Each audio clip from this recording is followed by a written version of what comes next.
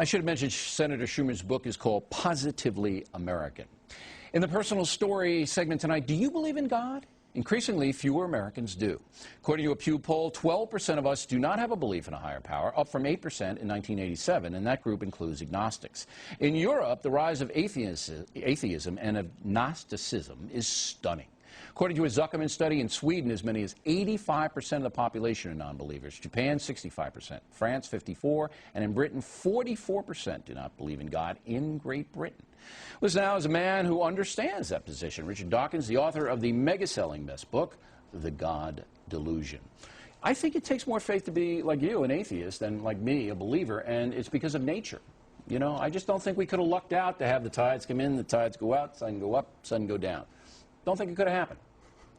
We have a very full understanding of why the tides go in, the tides go out, of why the continents drift about, of why life is there. Science is ever more piling on the evidence, piling on the understanding. But it had to get there. I understand that you know, the physiology of it, if you will, but it had to come from somewhere. And that is the leap of faith that you guys make, that it just happened. Well, a leap of faith, you don't actually need a leap of faith. You're the one who needs a leap of faith because you are actually, the onus is on you to say why you believe in something. There's an infinite number of gods you could believe in. I take it you don't believe in Zeus or Apollo or Thor. You believe in, presumably, the Jesus. Christian God, Jesus. See, Jesus was a real guy. I could see him. Yeah. You know, and I know what he did. And so I'm not positive that Jesus is God, but I'm throwing in with Jesus rather than throwing in with you guys, because you guys can't tell me how it all got here. You guys don't know. We're working on it. Physicists are working. When you get it, then maybe. Yeah. Well, no, I mean, if you look at the history of science over the centuries, yeah, the amount that's gained in knowledge each century is stupendous. In the beginning of the 21st century, we don't know everything. We have to be humble. We have to, in humility, say that there's a lot that we still don't know. And, you know, being humble is a Christian virtue. Well, so there you go. Of course it is. All right, when you guys figure it out, then you come back here and tell me, because until that time, I'm sticking with Judeo-Christian philosophy and my religion of Roman Catholicism because it helps me as a person. That's different. If it helps you, that's absolutely. Great. And that doesn't mean it's true. Well, it's true for me. You see, I believe. You mean true for you is different from true for anybody else? How can something be absolutely, true for you? Because I can't Something's either got to be true or not. I can't, no. I can't prove to you that Jesus is God. So that truth is mine and mine alone. But you can't prove to me that Jesus is not.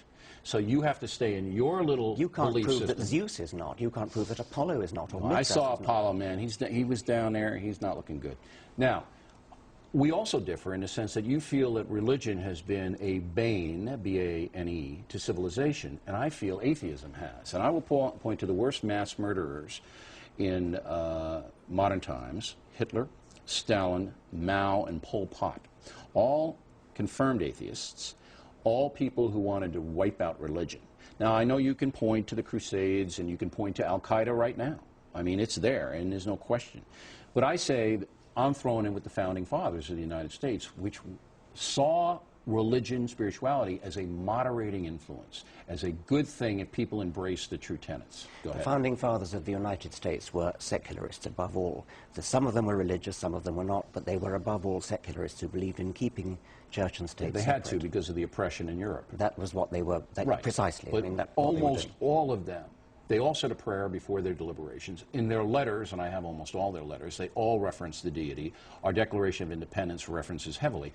But they saw it as a moderating influence because the federal government at that point couldn't control the country. And they said, you know, if people follow Jesus, then the country's going to be better. It may well be a moderating influence. As for Hitler and Stalin and so on, I mean, of course, Hitler, by the way, was a Roman Catholic.